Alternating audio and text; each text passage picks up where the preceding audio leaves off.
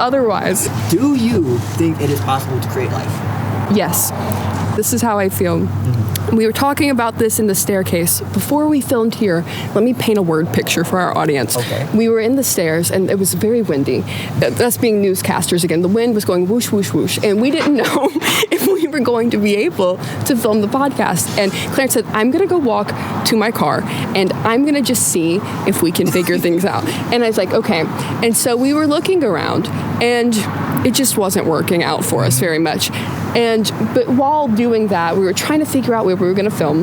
We had this discussion, and that discussion was about language. Actually, we're talking about how we both were learning Russian, and how if you see a picture in your mind, you can create it out into the world, essentially. So I believe, to answer your question. Wow. I know, that was a big segue moment. Thank you. Really beautiful. Yeah. Thank you. I believe we can create our life through seeing it first in our head. I believe we create things through our imagination. So if you can see something in your head, you can project it out onto the screen of space. So you can really create who you want to be and show up as that actor or that avatar of yourself out in the 3D world. But that's just my opinion. But here's the thing. With that type of power, how do you let go of that? Well, that's a great question, Clarence. That's called obsessive-compulsive disorder. You have to find a hobby or something to do with your hands to not drive yourself crazy. That's called having faith, though. You know, if you really want to create a version of your life, say I wanted to be a football star. I want to be the next big football player. I don't know if that's American or otherwise, but I would like to play the sport. If I visualize myself doing that, naturally, you would assume that I would show up to life becoming or taking some small actions naturally to start priming myself to be that way.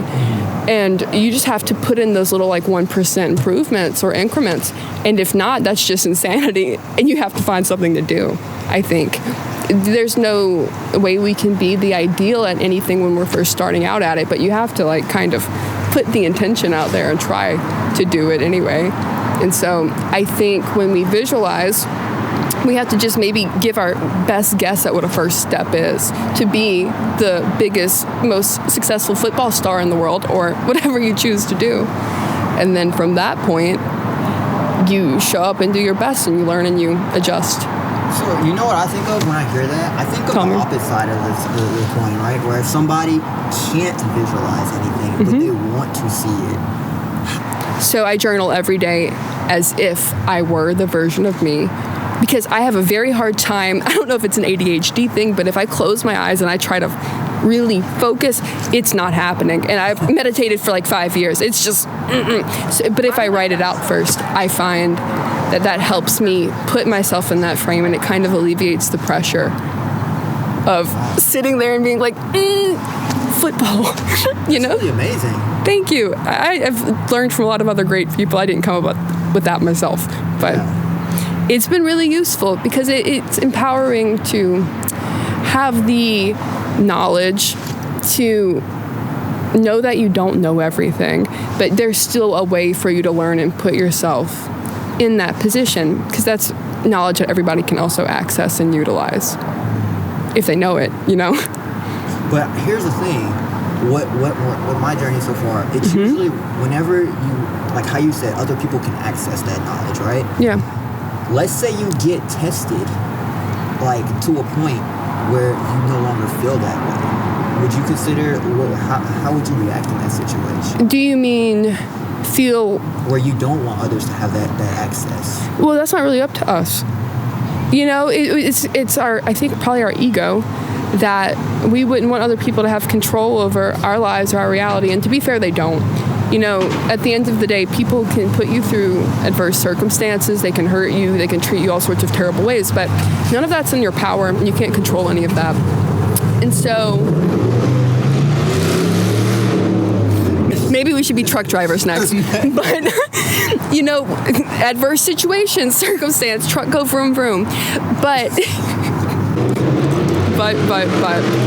you will never have control over other people, as much as we would like to be able to influence what people think, and we can through a certain way, but it's not a true sense of control. Yeah, and that's a different talk. I mean, manipulation is not always bad, but people have their free will, and that should be respected.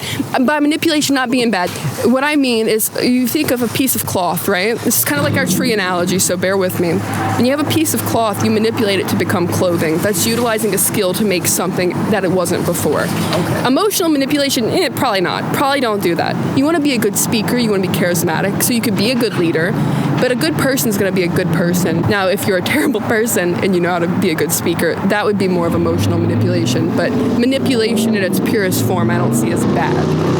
So I do that brings up a question. Mm-hmm. So manipulation and influence, like where does the water begin and the oil begin? You know? Yeah, I feel you.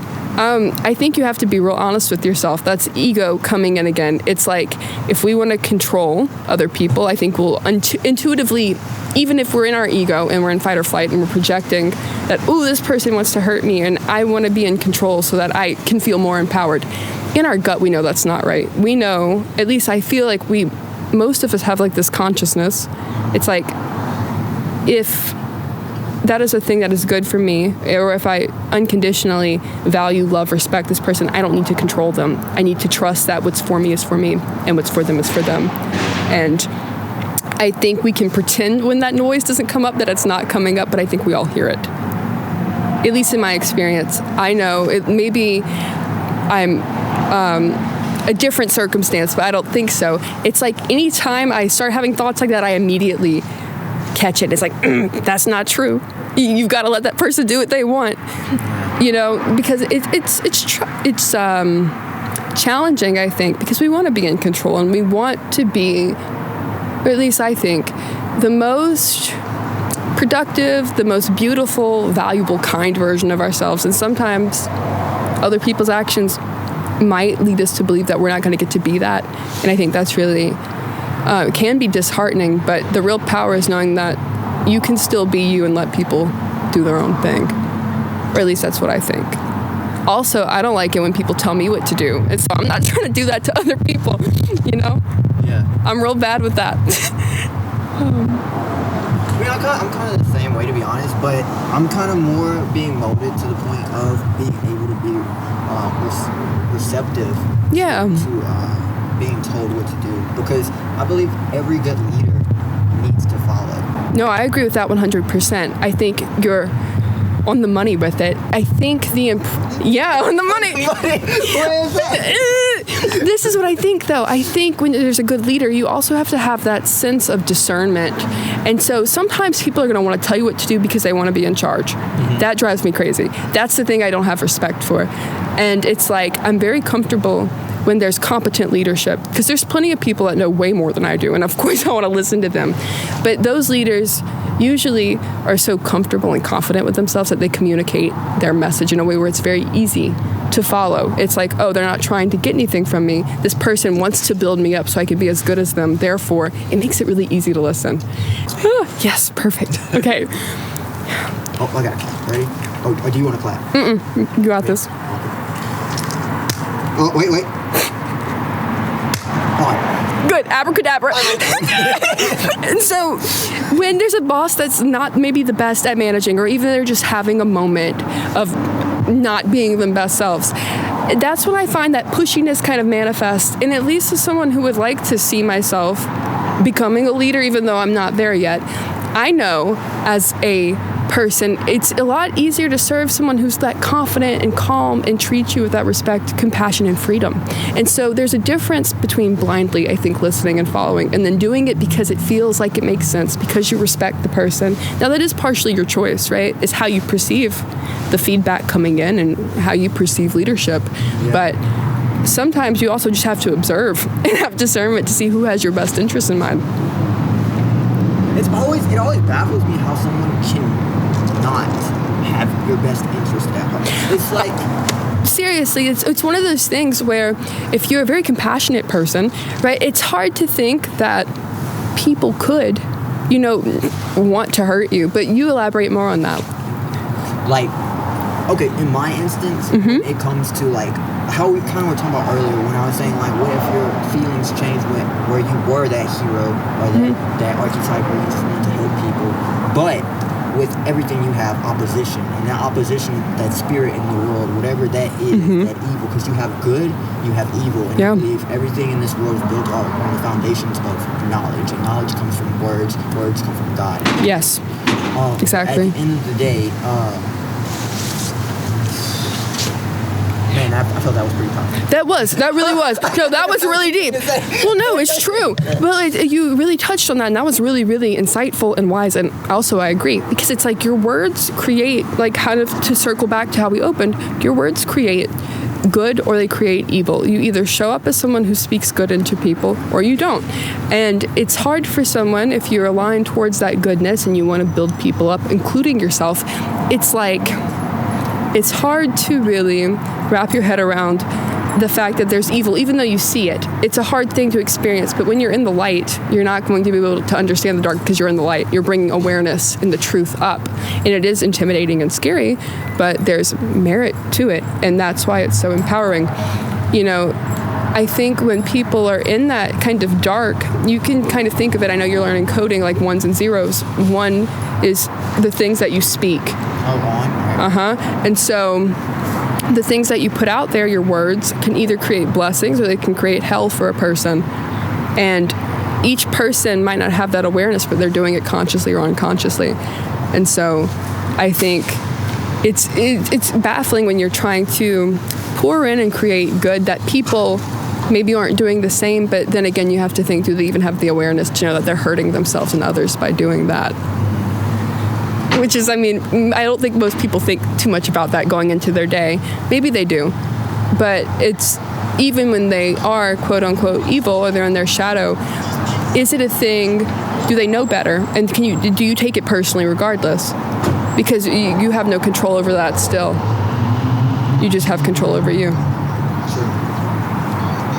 But again, it's where does you begin? And because I feel you need to be connected with something that's just indefinitely good, because inherently good. Because when I look inwardly at myself and I see all of the conflict of what is really good, am I doing this? Kind of like how I know I said this before, but am I doing this active because I want something in return, or am I doing this because I'm selflessly giving? Right. Right. I think. In that case, you have to kind of know yourself. And what is the self really? I mean, if we're going to get really philosophical with it, I know in my own case, I meditate every day, and I've done it for 5 years or so.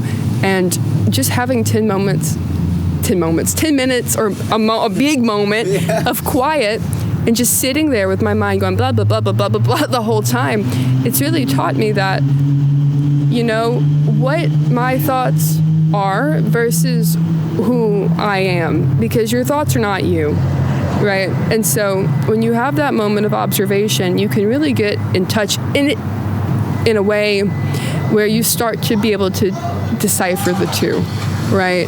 And it might not be in those moments, but I find it's one of those things that compounds over time, like tremendously. It's like when you stop to listen and you don't try to fix or act or do constantly, you get in that receptive mode and you know who you really are. Sometimes, like how we were talking, I think we want to give to fix, but sometimes the best thing to do is just listen and to receive and to feel the energy out. And it's like, am I really doing this action because I gain validation for looking like a good person, or am I doing it because I truly love and care about this person? Because sometimes the best thing you can really do is give freedom. And sometimes it's not. Sometimes it is taking the inspired action piece of it. It's just learning to, kind of like how you said right before we started filming, to listen, to be a better listener to yourself and to the other people, to understand what people really need, and to make sure you're not projecting the wanting to be a good person onto them, but to really take them into account. All of that being said, we might not understand it even still. Like, there's so much error in human perception. We can never really truly see what someone is feeling, even though we could have the desire to do so. Oh, I don't think so. I think even though we are all a collective conscious, like, I think we all share a certain level of spirituality as a group. Kind of in Christianity, like the Holy Spirit is how I would equate it to. there's still, you can have so much empathy, but we'll never be inside that person's head technically. Like, you can never truly know. You can have a strong gut feeling, a sensation, a trust, but you don't really truly know. You can only do really the best you can with the knowledge you have. So what if you were with someone who only spoke truth about themselves? Do you not think that you would be able to get in touch with that? Well, what I think that people can think they're telling the truth about themselves, but we all have unconscious things we do all the time that we don't know.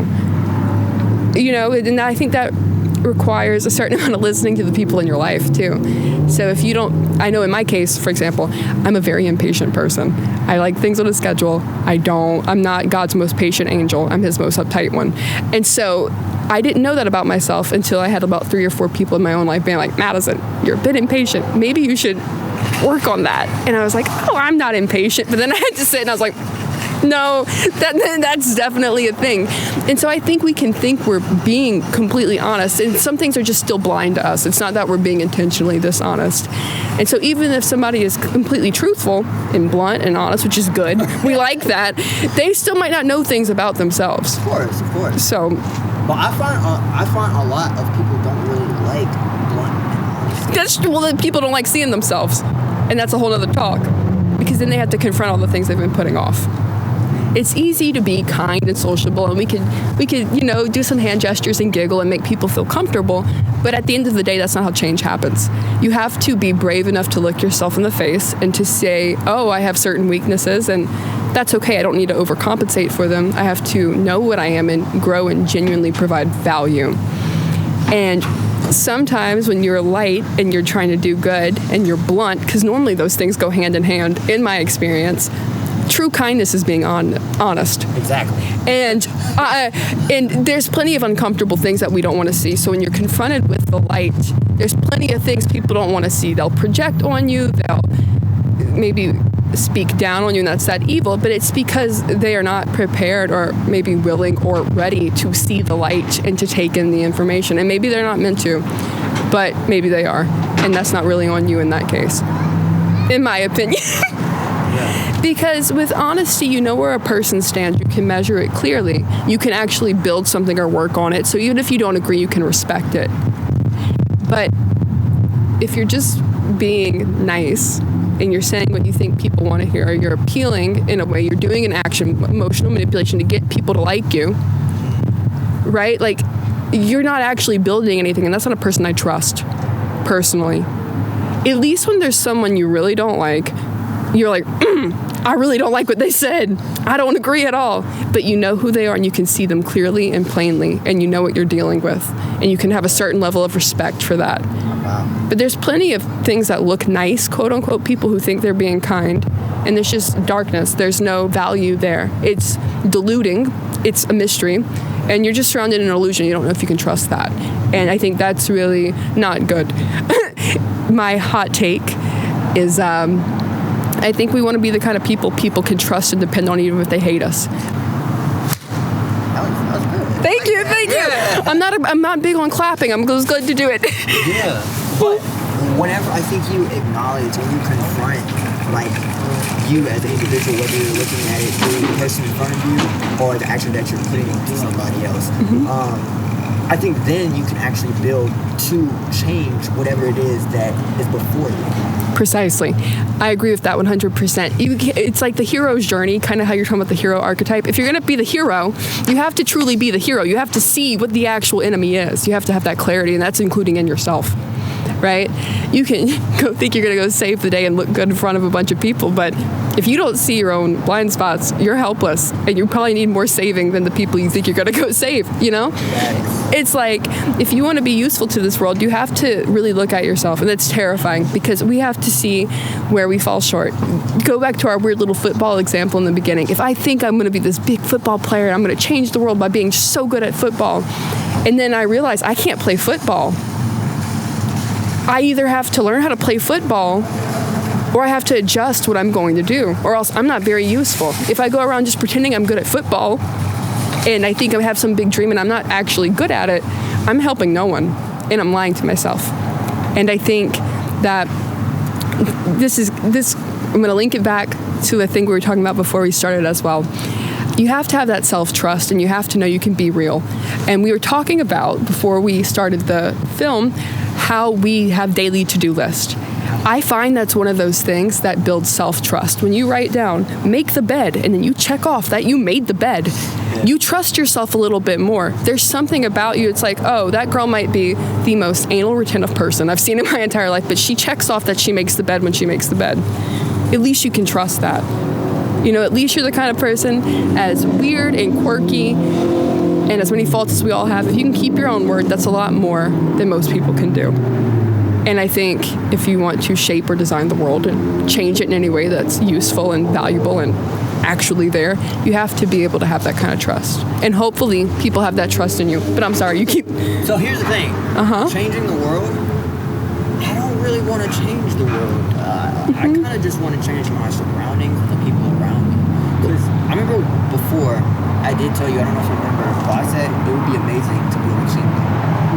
And that is something that I desire almost anything. Like, honestly desire. And I don't know the steps to take to get that, because it seems so unobtainable.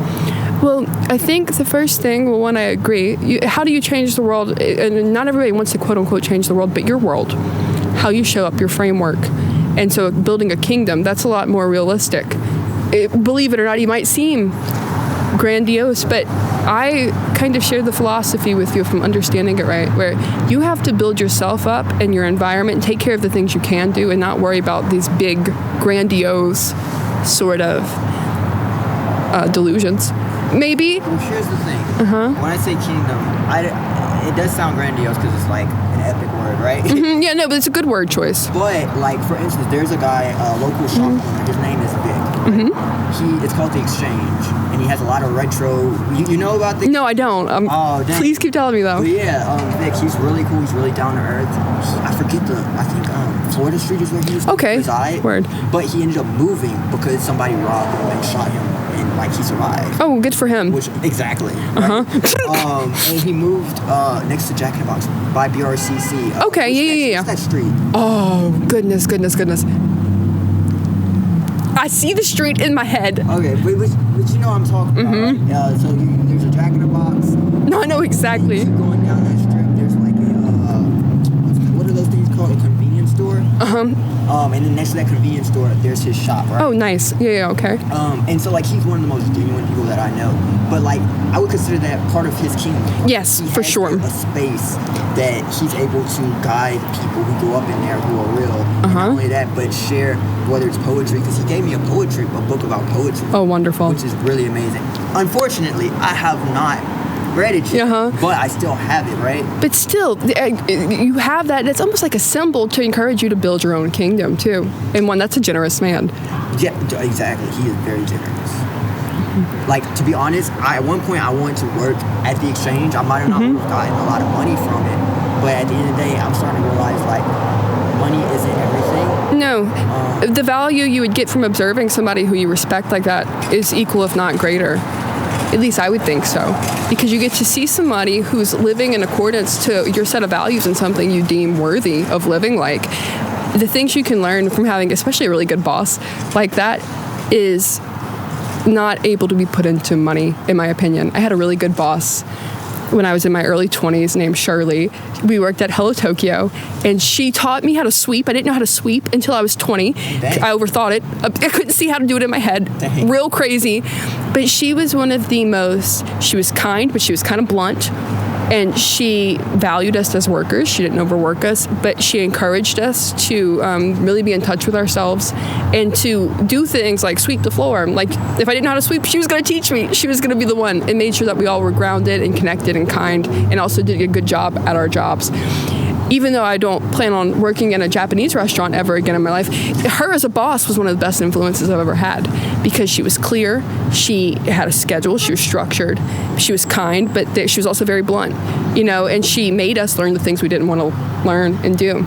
But she was great. I love her. We're still Facebook friends. And so, circle back to your point, though, kind of building a kingdom. the way we do that, I think, is doing those 1% little improvements every day. So just finding one way to say, okay, what can I do? Because the word kingdom does sound grandiose, but it's really not. We want to all, or at least I think a certain population, us for example, we want to build something that values and improves our own life, but also the people in our lives' and the community as a whole. You want to add beauty and value and either educate people, inspire them, or entertain them. Hopefully a few of those things, but to build something that's so not about you, but that goes beyond you, you have to kind of look at yourself, but you have to do those 1 little % improvements and keep your word to yourself and just learn, because you have to kind of seek out the information too. I don't know if you can relate to this. There's not many times in my life I've been in this situation, but I've gotten into it recently, if I don't catch myself, where I wait for things to happen to me, like to almost be rescued from my own life. And it's like, that's dumb. You could go do things right now to rescue yourself. It's like, oh, if only I could have this amount of money, or if only I could have this one opportunity come, I would be able to workshop my way into being the version of me I want to be, and then have this thing. It's like, or maybe open your mind a bit and see that there's so many possibilities to achieve a thing, and maybe if I got the motion going and got off my butt, the miracle would happen a lot quicker. And I'm just saying that tends to work, and being like, okay, it's like if I wake up and I make my bed, right? That's a good first step. Check that little box off. You can trust yourself. It's like, okay, what have I been putting off? I'm like, I haven't mopped in 2 weeks. It's probably time to do that. And I find knocking out those things that you kind of resent that you need to do is the first step. It's the so unglamorous. The things we don't want to do, we're like, I don't want to do that. Those are the things, though, that really unlock that value. It's because you have to see the things you don't want to see. That big dust bunny under the bed, it's like, gotta charge that little vacuum, gotta suck that up. It's like, I don't want to do that. I've put that off for like almost a month now, but it's like this giant thing of dust. I'm like, gotta vacuum that up, and you have to do all this effort. But it's like, you start the momentum like that, it's not so bad. It's never as bad as we think it is. And then when you're done, when you finally mop after putting it off those 2 weeks, you're like, yeah, I did that. I am a king of my own kingdom. And you can go start to do those other things. But that's really where you have to start. It's not the big scheming, especially if you're a smart person. You want to think your way through things, logic through it. I don't know if I'm smart, but I get stuck in that trap too. But it's like I want to solve. It's just like everything's a freaking Sudoku puzzle in my head. I'm like, I want this to go here. I think it is. But in reality, I just need to breathe and go vacuum under the bed. It's like we can overthink ourselves to death. We'll never know if we're doing the right thing, but we got to do something. And normally there's plenty of things to do that we don't want to do, that we can see if we just go like this and actually look. I think that's not to say that I know anything, and I could be wrong on this, but I think the way to build a kingdom and to conduct yourself in life in a way that's solid and where you can provide value doing whatever you want to do is just to do all the things you don't want to do that you've been putting off, and then doing your best to learn 1% closer to who you want to be. Maybe.